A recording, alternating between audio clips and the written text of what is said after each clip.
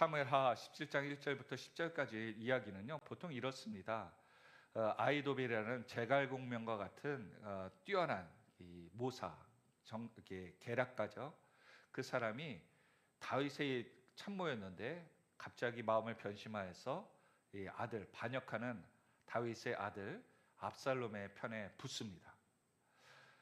다윗이 굉장히 놀랐죠. 그리고 다윗은 기도합니다. 그 아히도벨의 계략이 다 헛수고가 되게 하나님 도와주십시오라고 기도를 합니다. 그리고 이 앞장 사무엘하 16장에 보면요, 이 아히도벨이 압살롬에게 예루살렘에 쳐들어온 다윗이 도망간 비어있는 이 예루살렘에 압살롬이 군대와 함께 들어오죠. 입성합니다. 그때 아히도벨은 압살롬 그에게 이렇게 얘기합니다. 왕이시여, 왕이시여. 보통 그 당시의 왕들은요, 적국을 나라를 빼앗으면 그들이 그 후손을 낳는 후궁들을 취합니다. 그래서 그들의 대가 끊기고 새로운 자기들의 점령한 사람들의 대가 이어지도록 그렇게 점령하는 그 관례가 있었습니다. 일종의 퍼포먼스이면서 정치적인 계략이겠죠. 이 아히도벨은 아버지와 관계를 가졌던 후궁들에게 관계를 가지라고 하면서 모든 후궁을 왕궁 위에서 모든 사람이 지나가면서 보일 수 있는 곳에 이 보이는 텐트를 치고 그곳에서 압살롬이 아버지와의 후궁들을 다 범하게 됩니다. 사람들은 어떤 생각을 가졌을까요? 만일 다른 적이 와서 그런 일을 벌였다 그러면은 나라가 망했다라고 생각했겠지만, 사람들이 보길 때는 아버지의 부인을 저렇게 아들이 범하는 모습은 그들에게 있어서 정말 말도 못하는 패륜으로 보여졌을 것입니다. 근데 왜 아히도벨은 이러한 책략을 했고 압살롬은 그대로 순종하여 들었을까요? 바로 이 압살롬은 어떤 존재인가를 성경이 보여주는 겁니다. 인간적으로 생각했을 때 이거는 말이 안 되는 거거든요. 인륜적으로 말이 안 되는 겁니다. 다른 방법도 있었을 것이에요. 그럼에도 불구하고 이 일을 벌였다는 것은 압살롬이 아히도벨을 얼마나 의지했다는 것을 믿고 있었고요. 또한 그는 귀가 굉장히 얇은 사람이었다고 압살롬을 보여주는 겁니다. 그래서 자기 듣기에 좋은 사람이면 무조건 선택하고 그렇게 해서 옳고 그름에 대한 판단이 거의 전무하게 없는 사람으로 보여진 것으로 알려지게 된 거죠. 그래서 아히도벨은 압살롬에게 굉장히 중요한 사람이었던 거예요. 또 아히도벨은 누구인가 보니까요, 이 밧세바의 할아버지입니다. 근데 밧세바는 지금 어떤 관계였습니까? 다윗에게. 그렇죠. 우리아의 아내였는데 그 사위가 다윗의 계략에 의해서 죽고 자기의 손녀가 다윗에게 범을 지고 결혼한 상태에서, 그렇죠, 부적절하게 당함을 당하고, 그리고 또한 아이가 죽고, 또 모든 백성들이 볼 때 저것은 건강한 결혼의 모습, 가정이 아니다라고 생각하는 그러한 불행한 여인으로서의 삶을 살고 있는 것을 할아버지 입장에 볼 때는 얼마나 마음이 찢어졌겠습니까? 아니, 왕의 후궁이 되었다, 그리고 자손을 낳았다, 명예도 있었겠지만 사람들이 그것을 인정을 할 수가 없는 그러한 관계라는 거예요. 왕비도 아닌 것이, 또한 그냥 왕이 좋아서 결국은 하나는 죽고 하나는 낳았는데 어떻게 될지 모르는 그 관계 가운데 아히도벨은 너무나도 이 가문에 대한 명예, 그래서 압살롬이 다말을 명예를 위해서 그 형을 암논을 죽였던 그 사실을 생각하면 아히도벨이 압살롬의 편에 쓸 수밖에 없는 그런 환경이었던 겁니다. 선택을 왜 했느냐? 가문의 명예 때문에. 그리고 계략을 내어 16장에 있는 것처럼, 사무엘하 16장에 있는 것처럼 아버지의 후궁들과 관계를 가지라. 그리고 오늘 본문에 이렇게 얘기를 합니다. 무엇을 얘기합니까?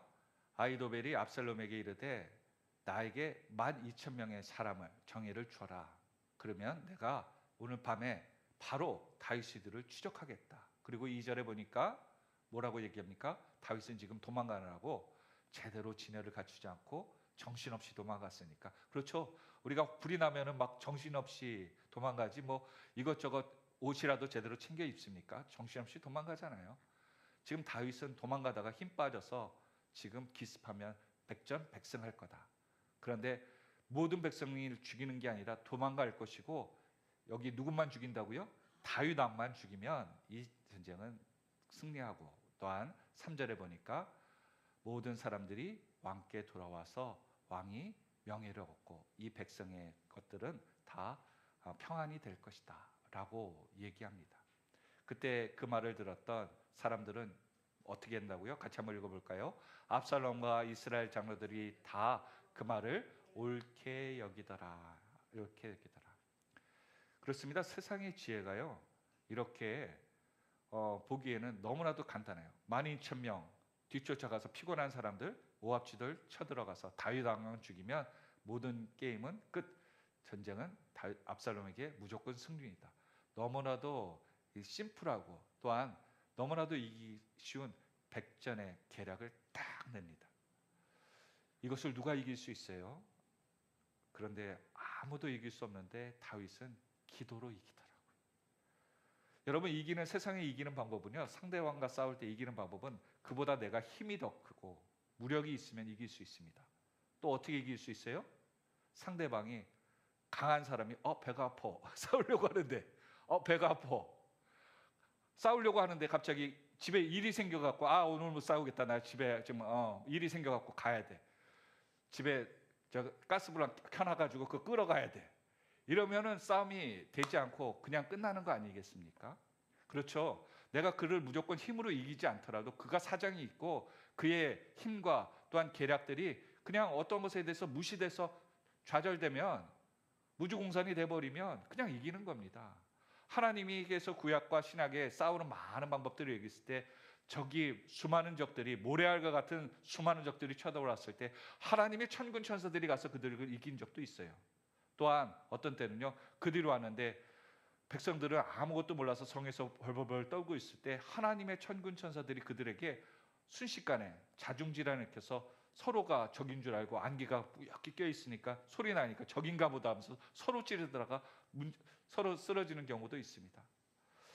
오늘 우리가 무조건 싸워서 이기는 것이 아니고요, 하나님께서 이기게 하는, 인생을 이기게 하는 방법은 참 너무나도 다양하게 있더라고요.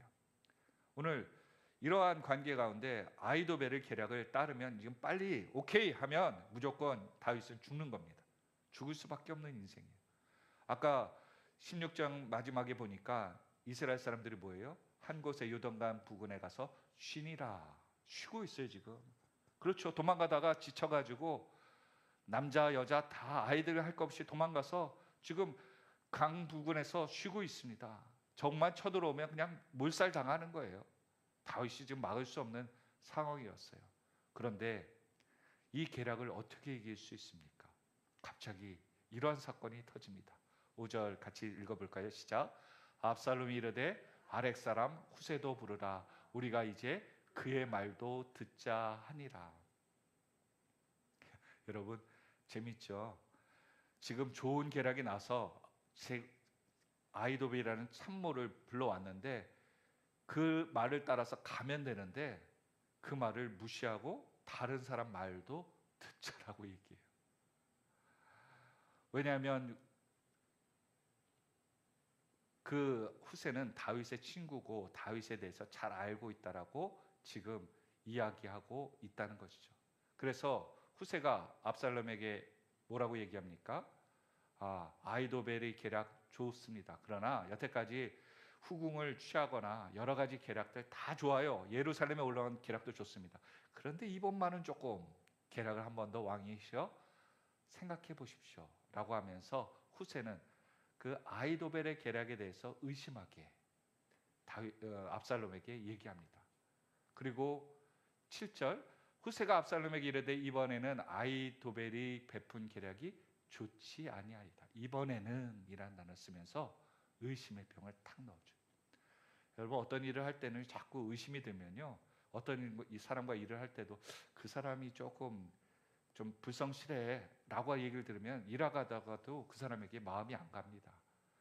오늘 후세가 압살롬에게, 아까 압살롬은 어떤 사람이라고요? 귀가 얇은 사람이라고 말씀드렸지 않습니까? 그러니까 아버지를 잘 알고 있는 친구인 후세가 얘기할 때 압살롬의 귀가 팔랑거린 겁니다. 그리고서는 아히도벨의 계략이 싹 잊어지고 후세가 말한 것들을 이야기합니다. 8절에 보니까 왕도 아시거니와, 그러면서 왕을 딱 높이죠. 압살롬 다 아시죠? 왕이시죠? 왕의 아버지가 어떤 사람입니까? 그 다른 사람들 백전백승의 용사입니다. 그리고 왕은 전쟁에 익숙한 사람이기 때문에 지금 쳐들어가면 분명히 이 싸움 쉽지 않습니다. 9절에 보니까 그가 사울 왕에게 도망갔던 거 생각나시죠?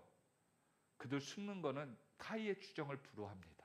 그러니까 우리가 잘못 쳐들어갔다가는 다윗이 숨어버리면 이 전쟁 쉽게 안 끝납니다. 10년 동안 못 잡았던 다윗이어요. 이때 쫓아가면 쉽게 잡을 수 있겠습니까? 그러면서 또 설명을 합니다. 그러면서 다윗을 자꾸 압살롬에게 경각심 일으키는 사람으로 부각을 시킨 겁니다. 그러니까 압살롬이 처음에 아히도벨의 이야기를 들었으면 12,000명으로 그냥 잡을 수 있는 사람으로 가볍게 보여줬는데 아버지가 후세는 자꾸 부담감을 주니까 이거 쉽게 볼 내용이 아니다, 12,000명 가가지고 싸워야 될 내용이 아니다 라고 의심이 드는 겁니다. 우리는 자꾸 다른 사람의 빨리 결단할 때를 자꾸 다른 사람을 신중하다 보면 결정할 타이밍을 놓치는 경우가 많죠. 지금 이와 같은 경우입니다. 그리고 계속해서 10절에 보니까 다윗이 왜 지금 쳐들어가면 안 되느냐? 그 주변에 용사도 많기 때문에. 그래서 만일 아히도벨이 12,000명을 끌고 가가지고 계략을 승리를 하게 되면은 그 전공 누구 거가 돼요? 아히도벨 거가 돼요. 압살롬 왕이 군대들 모아서 그냥 쳐들어가면서 잡으면 되면 왕이 사람들 앞에 인정받는 왕이 되는데 굳이 아히도벨에게 공적을 넘길 필요가 있겠습니까? 그래서 백성의 마음이 아히도벨에게 가게 할 필요가 있겠어요? 그러니까 왕이시여 당신이 군대를 모아서 나중에 딱 완벽하게 준비해서 다윗을 딱 왕을 잡으면 게임 끝납니다. 지금 섣부리 하면은 도망가고 숨어버리면 뭐도 안 돼요. 이렇게 얘기를 한 거예요. 여러분 그럴싸하죠? 지금 아히도벨의 이야기를 들었을 때 아 그래 이 타이밍이 딱이다 라고 생각이 들었는데 후세가 얼마나 지혜롭게 얘기를 했던지 왕에 대한 부담, 그의 특성을 잘 또 생각해보고 묵상하다 보니까 계획이 미뤄지고 더 쓸데없는 신중함으로 가는 거예요. 그런데 여러분 23절에 보니까 이러한 말씀이 있어요. 아히도벨은 어떤 사람이었습니까? 같이 읽어볼까요? 시작. 그때 아히도벨이 베푸는 계략은 사람이 하나님께 물어서 받은 말씀과 같은 것이라. 아히도벨의 모든 계략은 다윗에게나 압살롬에게나 그와 같이 여겨졌더라. 아히도벨의 계략은요 하나님 말씀과 같이 능력 있고 딱 계획을 내면 100% 맞아떨어지는 그 모사였던 것을 성경이 이 앞장 16장에 이야기를 합니다. 그런데 17장에 오니까 지금 후세이에서 무시당하고 있는 거예요. 여러분 공부 잘하는 사람은 자존심, 공부에 대해서 누군가 이렇게 스크래치 내면은 자존심을 긁는다고 하죠. 그러면은 회복이 쉬울까요? 어려울까요? 어렵습니다. 근데 공부 못하는 아이들한테 공부에 대해서 뭐라 그러면은 상처 받아요? 안 받아요? 잘 안 받아요. 왜 그렇습니까? 그것에 하도 들어서 그런데 공부 잘하는 사람은 그런 얘기를 들어본 적이 없는데 누군가 자기에게 그런 얘기를 하면요 견디기 힘들더라고요. 이 지방에 폄하하는 건 아닙니다. 지방에 나온 대학을 나온 사람들은요 실패하거나 다른 사람들 학력에 대해서 얘기하면은 그냥 아무 일이라도 한답니다. 왜요? 자신이 내려놓고 살기 때문에. 그래서 자기 위에 누군가 있다는 것을 알기 때문에 그 사회생활할 때 적응이 빠르다고 합니다. 그런데 소위 말하는 우리나라 말하는 S대, 그러니까 S자로 들어가는 대학에 들어갔던 사람, 대학에 명문대를 나온 사람들은 자신이 한번 실패하면은 자존심에 내가 어떤 대학을 나왔는데 라고 한 것이기 때문에 취업도 힘들고 복귀, 사회적인 그 나가는 생활하는 적응하는 게 굉장히 어렵다는 거예요. 일은 잘하는데 자존심이 세고 내가 그것을 이거 할 사람이야 내가 공부할 때는 다 내 밑이었어 라고 하던 그 자존심 때문에 적응 못 한다는 거죠. 오늘 아이도벨이 자신이 하나님과 같은 계략을 딱 위해서 이 모든 왕권을 딱 세우는 마지막 정점을 딱 하는데 누가 와서 그거 잘못된 것 같은데요 하면서 틀어져 버린 거예요. 그리고 그것을 압살롬이 귀하게 들었다는 겁니다. 우리 인생 가운데 어떠한 인생으로 살아야 될 것인가 성경은 계속해서 얘기하고 있죠. 여러분, 다윗은 여기 하나님께서 어떤 사람인가를 다시 한번 우리에게 알려주고 있습니다. 어떤 사람이 다윗에게 아뢰 때 압살롬과 모반한 자들 가운데 하나님과의 같은 지략을 가진 아히도벨이 그 편에 섰습니다 라고 할 때 세상 사람들은 다윗은 끝났고 이제 압살롬이 왕이 되었다라는 마음을 가질 때 다윗은 뭐 하라고요? 기도한 거예요. 하나님 원하건대 아히도벨의 모략을 어떻게 해요? 어리석게 하소서. 우리가 방금 읽은 것처럼 후세가 얘기한 거, 지금 아히도벨이 얘기한 이야기가 계략이 조금 이상하고 어리석어요 라고 얘기한 거예요. 분위기 다윗의 왕을 그렇게 잘하는데 저런 얘기를 한다는 것 우리를 어려움으로 빠뜨리고 그가 공로를 취하려고 하는 것 같은데 이상해요 라고 하며 그 계략을 어리석게 압살롬에게 들리게 했다는 거예요. 왜요? 다윗이 기도했기 때문에. 다윗이 기도했기 때문에. 오늘 여러분 에스겔서 36장에 하나님께서 이스라엘이 망했을 때 회복시키는 이유를 이렇게 얘기하시더라고요. 36장 7절에 이 37절의 말씀이죠. 같이 한번 읽어볼까요? 시작. 주 여호와께서 이같이 말씀하시느니라. 그래도 이스라엘 족속이 이같이 자기들에게 이루어 주시기를 내게 구하여야 할지니라. 내가 그들의 수요를 양떼같이 많아지게 하되. 여러분, 우리 하나님께서는 우리가 부족한 것, 우리가 필요한 것 다 알고 계십니다. 믿으십니까? 근데 그냥 안다고 주어주는 게 아니에요. 뭐 할 때요? 구하여야 주신다는 거예요. 구하는 게 뭐예요? 기도하는 거예요. 내 필요한 것을 하나님이 아시는데도 내가 기도하지 않으면 하나님이 안 주신다는 거예요. 오늘 성경에 말씀하시는 것처럼 구해야지 주어주신다. 그리고 아모스 3장 7절에 보니까 선지자들에게만 하나님께서 자기의 비밀을 보여주신다라고 얘기하고 보여주신 후에 행하신다는 거예요. 왜요? 선지자들은 무엇하는 사람들이기 때문에? 기도하는 사람들이기 때문에. 하나님께서 우리의 처지 환경을 다 아시지만 비밀도 우리가 알려주시길 원하지만 기도하는 사람들에게만 하나님이 알려주시고 행해 주신다라고 얘기하고 있어요. 또한 모세가 출애굽기 10장 32장 10절에 보니까 이스라엘 백성들이 하나님 앞에 죄를 짓습니다. 하나님이 너무 열받아서 불평과 원망하고 하나님 앞에 하는 사람들 다 죽인다고 해요. 그때 이렇게 얘기하십니다. 그런즉 내가 하는 대로 두라. 내가 그들에게 진노하여 그들을 진멸하고 모세 너를 큰 나라가 되게 하도록 만들겠다. 하나님이 모세에게 얘기합니다. 그때 모세는 무엇이라고 얘기합니까? 하나님 앞에 바짝 엎드려서 살려달라고 얘기해요. 기도합니다.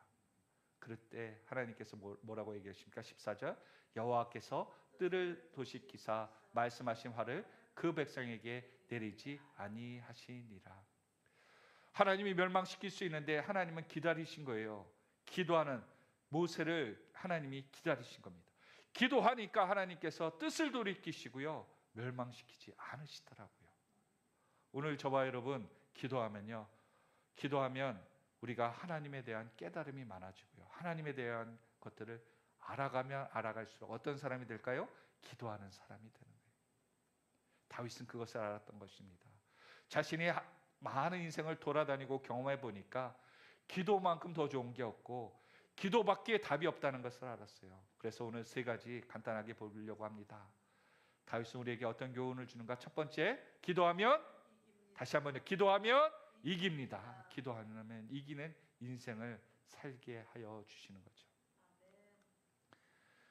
1절에 있는 것처럼 우리가 방금 읽었던 것처럼 이제 12,000명 달라고 얘기하고요. 뒤를 쫓아가고 또한 적을 기습하면 무조건 이깁니다. 그리고 왕만 죽이면 끝납니다. 라고 하고 백성들은 다 돌아옵니다라고 그 책략을 했을 때 다윗은 죽을 수밖에 없는데 그가 기도하니까 하나님께서 그 계략을 무산시키시고 이기게 하여 주신다는 거예요. 두 번째로는요, 기도하면 도와주십니다. 기도하면 도와주신다. 첫 번째 뭐였어요? 기도하면 하나님께서 이기게 하세요. 내 환경, 여건들 그것을 이기게 하는 거예요. 아까 말씀드린 것처럼 이기는 거 어떤 방법이라고요? 내가 강해질 수 있어요? 아니면 그 환경들이 서로 그냥 없어져서 문제였던 것들이 문제 아니게 돼요. 그냥 평안하게 그것들을 처리할 수 있게 하는 거죠. 그리고 기도하면 누가 도와주신다는 거예요? 하나님이 도와주시는 거예요. 하나님의 손길로 도와주신다는 거예요. 4절에 보니까 압살롬과 이스라엘 장로들이 아히도벨의 계략을 다 좋게 여깁니다. 그리고 그 가운데 하나님이 누굴 준비했어요? 후세를 준비하여서 그가 그의 말을 듣자라고 하면서 하나님께서 후세를 준비하고요. 이후에 후세는 제사장의 아들들을 통해서 다윗에게 전달하도록 그렇게 만들죠. 그리고 다윗 왕은 그 환경 가운데 도망가는 환경들을 다 준비하게 됩니다. 하나님이 기도하면요, 하나님이 도울 수 있는 사람도 준비하시고 그 환경도 다 하고 그들이 말할 수 있는 지혜까지도 하나님이 가르쳐 주시더라고요. 오늘 삶 가운데 내가 어려울 때 나를 돕는 사람이 없으니까 여러분 기도하십시오. 그러면 여러분께서 여러분을 도울 사람을 하나님이 붙여주시고 위로할 사람을 붙여주시고 힘주실 사람을 붙여주시고 여러분 문제를 해결할 수 있는 사람을 붙여주는 줄 믿으시길 바랍니다. 그래서 여러분을 헤아려야 될 그 환경의 사람들도요, 그 방법들을 악하게 하려는 것도 그 사람이 환경들이 어떻지라고 생각하며 마음을 풀게 되더라고요. 오늘 압살롬이 왜 마음을 풀었는가요? 그는 잠언서 보니까요 이러한 말씀이 있습니다. 잠언서 28장 1절의 말씀인데요. 같이 읽어볼까요? 시작. 악인은 쫓아오는 자가 없어도 도망하나 의인은 사자같이 담대하니라. 지금 압살롬은요 악인의 마음을 가지고 지금 다윗 왕과 이스라엘을 해하고 있거든요. 인기몰이하고 있지만 그의 마음은 항상 조급한 거예요. 또한 아히도벨도 다윗에 대한 나라를 건강하게 세우는 게 목적이 아니라 원한을 갚는 가문의 명예를 짓밟은 다윗을 패망시키는 것이 목적이니까 선한 것이 아니죠. 결국 그는 그들의 하나님 보실 때 그들의 모든 행위는 뭐와 같다는 거예요? 악인과 같다는 거예요. 그러니까 그들의 행동은 뭐예요? 쫓기는 자 같은 거예요. 중심이 없고 담대함이 없는 겁니다. 정말 죽으면 죽으리라는 다윗의 마음과 같지 않고 하나님이 처리하시면 내가 그 뜻대로 하겠다라는 그 담대함이 없는 거예요. 자기 계략이 맞고 자기 뜻대로 하시지 않으면 뒤집어지는 사람들이 오늘 아히도벨과 압살롬과 같은 거예요. 우리 자녀들이 똑똑하기를 원하십니까? 세상의 똑똑은 헛똑똑이가 되더라고요. 다 내 힘으로 내 지혜로 많은 물질을 버는데 나중에 그 돈 다 못 쓰잖아요. 기도하는 사람들에게 다 돌아가더라고요. 주변의 사람들, 내가 전혀 생각하지 않은 사람들에게 다 물질이 그 사람 손에 들어가더라고요. 8절에 보니까 후세가 어떤 지혜를 얘기한다고요? 그렇죠. 기도하는 다윗이 어떠한 존재인가를 얘기하니까 압살롬이 두려워한 거예요.